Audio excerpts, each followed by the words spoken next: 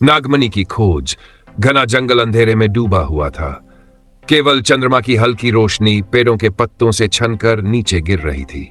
जंगल की हवा में एक रहस्यमयी खामोशी थी, जिसे बीच बीच में झिंगुरों की आवाज और दूर कहीं से आती किसी जंगली जानवर की गर्जना तोड़ देती थी। इसी जंगल में एक समूह धीरे धीरे आगे बढ़ रहा था। ये कोई आम यात्री नहीं थे, बल्कि खजाना खोजने वाले शिकारी थे जो नागमणि की तलाश में आए थे। दल का नेता था रणवीर सिंह, एक अनुभवी खजाना शिकारी जिसने कई खतरनाक सफर किए थे, लेकिन इस बार उसका सामना किसी साधारण खतरे से नहीं था। उसके साथ थे सलीम, जो नक्शों का विशेषज्ञ था, अरुण, जो हथियारों का जानकार था, और कुछ अन्य लोग जो इस मिशन के लिए अलग अलग कारणों से शामिल हुए थे। उनके पास एक पुराना नक्शा था जिसमें लिखा था कि नागमणि इस जंगल के बीचों बीच स्थित एक प्राचीन मंदिर में छिपी हुई है। लेकिन यह जंगल साधारण नहीं था। यहाँ की मिट्टी में ही रहस्य और भय समाया हुआ था। कहा जाता था कि इस जंगल में नागों का राज चलता है, और जो भी उनकी मणि को चुराने की कोशिश करता है वह कभी वापस नहीं लौटता। रणवीर और उसकी टीम इन कहानियों को केवल एक अफवाह मानते थे। उन्हें विश्वास था कि ये बस डराने के लिए बनाई गई बातें हैं। जंगल में चलते हुए वे आगे बढ़े। अचानक सलीम ने हाथ उठाकर सबको रुकने का इशारा किया। यहां कुछ अजीब है, उसने फुसफुसाते हुए कहा। सभी ने ध्यान दिया। हवा की सरसराहट रुक गई थी। पेड़ भी जैसे एकदम शांत खड़े थे, मानो वे भी सांस रोककर कुछ देखने का इंतजार कर रहे हों। अरुण ने अपने राइफल की पकड़ मजबूत कर ली। आगे बढ़ते हैं, रणवीर ने धीमी आवाज में कहा। जैसे जैसे वे मंदिर के करीब पहुंचे, जंगल और भी घना होता गया। रास्ता काई और बेलों से ढका हुआ था, जिसे साफ पता चलता था कि यहां बहुत सालों से कोई नहीं आया। अचानक एक फुफकारने की आवाज आई। सबने इधर उधर देखा, लेकिन कुछ नजर नहीं आया। तभी एक झाड़ी के पीछे से कुछ हिला, और अगले ही पल एक विशाल नाग उनके सामने आ गया। उसकी चमकती हुई हरी आंखें किसी जहरीले जादू की तरह लग रही थीं। उसका शरीर इतना बड़ा था कि वह आराम से 3-4 आदमियों को एक साथ जकड़ सकता था। सलीम ने घबराकर अपनी बंदूक तान दी, लेकिन रणवीर ने उसे रोक दिया। बंदूक मत चलाओ, यह सिर्फ चेतावनी दे रहा है। नाग ने एक पल के लिए उन्हें घूरा, फिर धीरे धीरे वापस झाड़ियों में समा गया।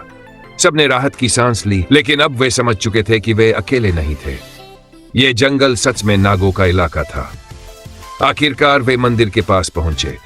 यह एक प्राचीन मंदिर था जो अब लगभग खंडहर बन चुका था। उसकी दीवारों पर नागों की आकृतियां उकेरी हुई थी, और चारों ओर लता पत्तों ने इसे अपनी जकड़ में ले लिया था।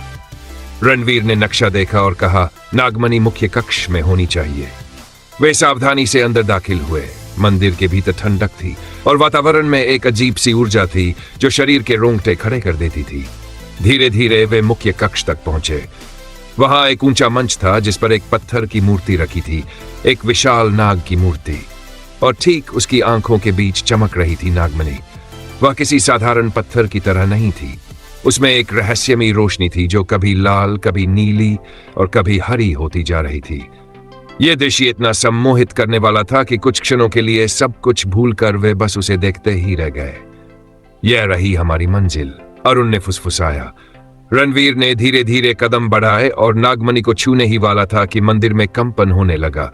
चारों ओर से फुफकारने की आवाजें आने लगीं। देखते ही देखते मंदिर के हर कोने से नाग प्रकट होने लगे।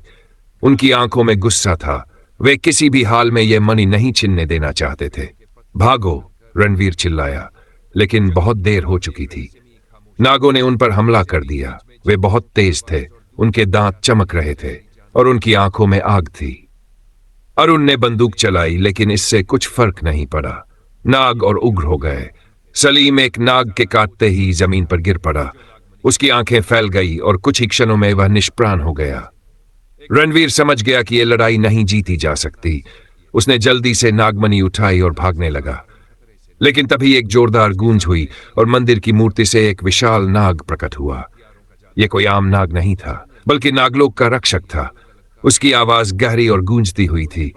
तुम मनुष्यों की लालच कभी खत्म नहीं होती। यह मणि तुम्हारी नहीं है। रणवीर ने मणि को कसकर पकड़ लिया और भागने की कोशिश की, लेकिन वह एक कदम भी नहीं बढ़ा पाया। उसके पैरों के चारों ओर नाग लिपट चुके थे। यह तुम्हारी आखिरी गलती होगी, रक्षक नाग ने कहा और अपनी आंखों से एक रोशनी छोड़ी।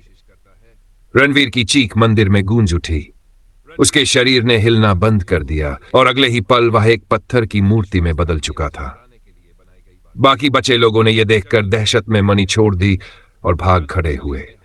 नागों ने उनका पीछा नहीं किया, वे जानते थे कि वे अब दोबारा लौटकर नहीं आएंगे। मणि वापस अपनी जगह चली गई और मंदिर फिर से शांत हो गया।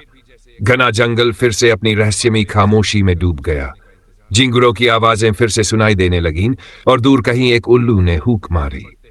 लेकिन इस जंगल में अब भी नागों का राज था और जो भी लालच में अंधा होकर यहां आया वह कभी वापस नहीं लौटा।